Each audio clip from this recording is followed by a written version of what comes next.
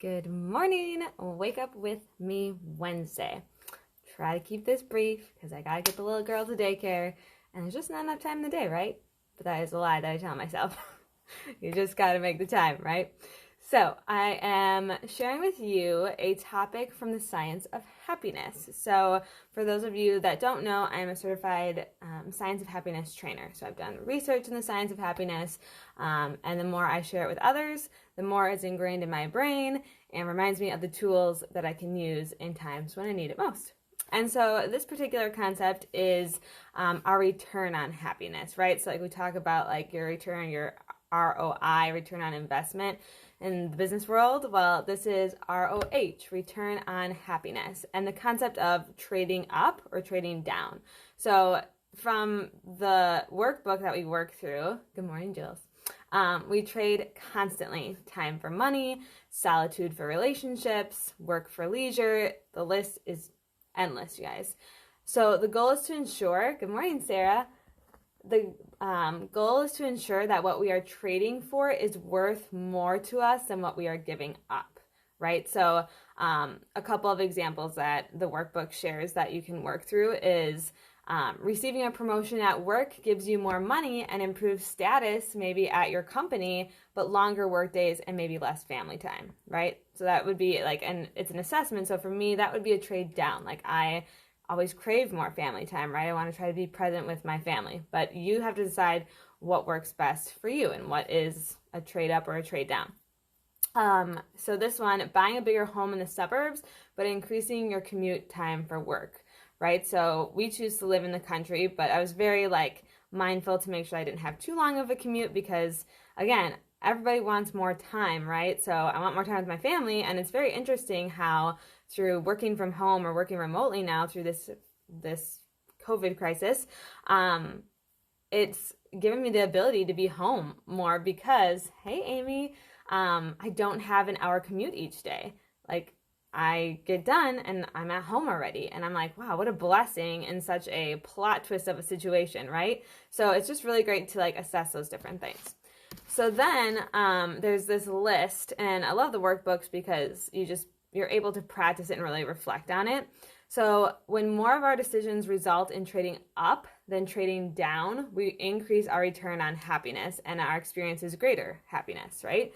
So from the list that I'll share with you, just kind of think about, and maybe you write these down, which ones would you feel are more of a trade up and would add to your happiness? So number one, more money.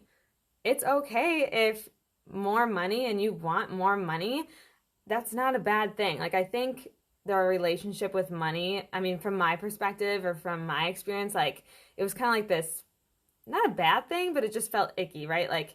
You shouldn't want more money. You should want, whatever. But you get to decide that, which is really cool. And if you haven't read, You Are a Badass by Jen Sincero, or I think the second one is You Are a Badass at Making Money, having more money could give me more experiences with my family, which gives me that time with my family, right? So it's really good to reflect on it. So that's the first one.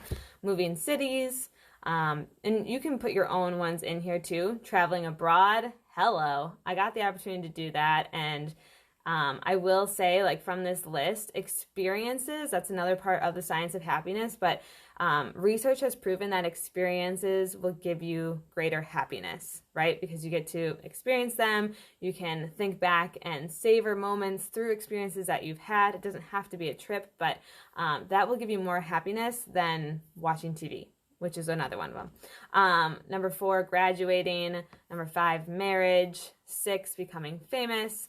7, reading the news. 8, watching TV. 9, buying a car. 10, having a child.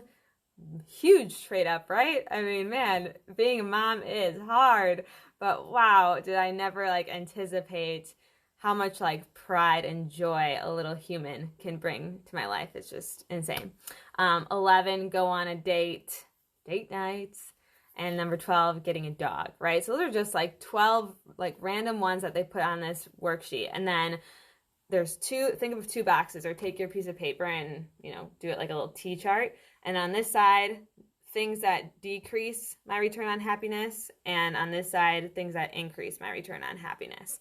And again, like just you can think of them from your own experiences of things that you know. Like I've talked about this in some posts and stories, but think of the things that bring you joy and do more of those things. Spend more time with your family. Figure out a way to communicate with your babysitter or something to help you have a consistent date night if that's what's going to help build a stronger marriage, right? Like, it's just, I have these things in mind, but I think when you put pen to paper, it can be very powerful. So that's my tip for you this morning. How can you increase your return on happiness? Be aware of your trade ups and trade downs, right? And don't be afraid to say no to things that I love I have a squirrel brain sometimes. I love I think it's from the book, what is it called?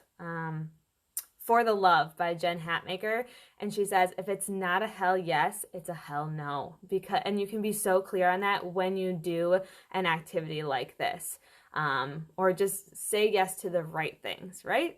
So that's my encouragement for you this morning. I hope you have a fantastic day. Let's get to it.